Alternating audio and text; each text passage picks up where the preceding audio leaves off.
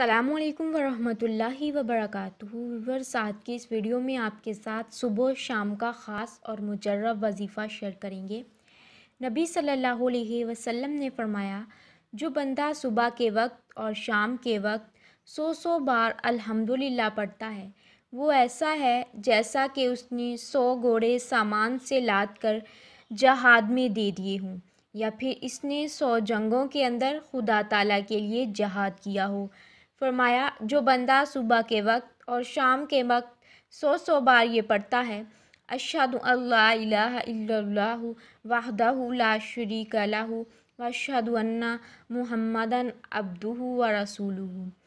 100 بار صبح اور 100 بار شام کو پڑھتا ہے، وہ ایسا ہے اللہ تعالیٰ اس کو اتنا اجر عطا فرماتا ہے کہ اس نے اس میں عمل کی اولاد میں سے 100 غلاموں کو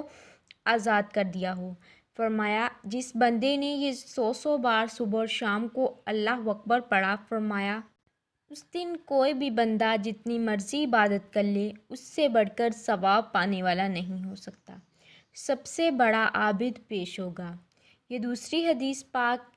پیارے آقا صلی اللہ علیہ وسلم نے ارشاد فرمایا، جو شخص صبح اور شام کو، صبح سورج طلوع ہونے سے پہلے، شام کو سورج غروب ہونے سے پہلے، جو بندہ 100 بار سبحان اللہ پڑھتا ہے، فرمایا وہ 100 اونٹ خدا تبارک و تعالیٰ کی راہ میں قربانی کرنے سے بھی اس کو زیادہ ثواب ملتا ہے۔ اور فرمایا، جو شخص 100 بار الحمدللہ پڑھتا ہے،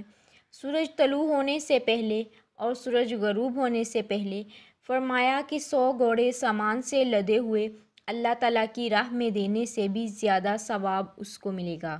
رسول اللہ صلی اللہ علیہ وسلم نے فرمایا، جو شخص 100 بار صبح 100 بار شام کو، سورج طلوع ہونے سے پہلے اور غروب ہونے سے پہلے 100 بار لا الہ الا اللہ وحدہ لا شریک لہ لہ الملک ولہ الحمد وہو علی کل شیء قدیر پڑھتا ہے، تو فرمایا اس دن کوئی بھی بندہ ایسا نہیں ہے جو اس نے افضل کامل کر سکا ہو۔ سب سے افضل عمل اسی بندے کے نامہ اعمال میں لکھا جاتا ہے۔ تیسری حدیث پاک حضرت سمرہ بن جندب رضی اللہ تعالیٰ عنہ فرماتے ہیں، پیارے آقا صلی اللہ علیہ وسلم نے فرمایا، وہ حدیث نہ سناؤں جو میں نے آقا سے کئی بار سنی ہے، حضرت ابوبکر صدیق رضی اللہ تعالیٰ عنہ سے بھی کئی بار سنی ہے، اور حضرت عمر رضی اللہ تعالیٰ عنہ سے بھی کئی بار سنی ہے۔ تو کہتے ہیں کہ مدن نے کہا،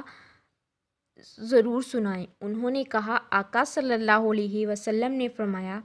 حضرت ابوبکر صدیق اور حضرت عمر نے فرمایا کہ جو بندہ صبح کو شام کو یہ پڑھتا ہے، اللہم انت خلقنی و انت تہدی و انت تطعمنی و انت تسقینی و انت تمتینی و انت تحیینی، فرمایا کہ جو بندہ یہ پڑھتا ہے، پھر یہ پڑھ کر جو بھی خدا تعالیٰ سے مانگے، مولا تعالیٰ ضرور عطا فرماتے ہیں۔ حضرت سیدنا عثمان بن عفان رضی اللہ تعالیٰ عنہ پیدل ذوالنورین رضی اللہ تعالیٰ عنہ، آپ نے پوچھا آقا سے، یا رسول اللہ، یہ زمینوں اور آسمانوں کی چابیاں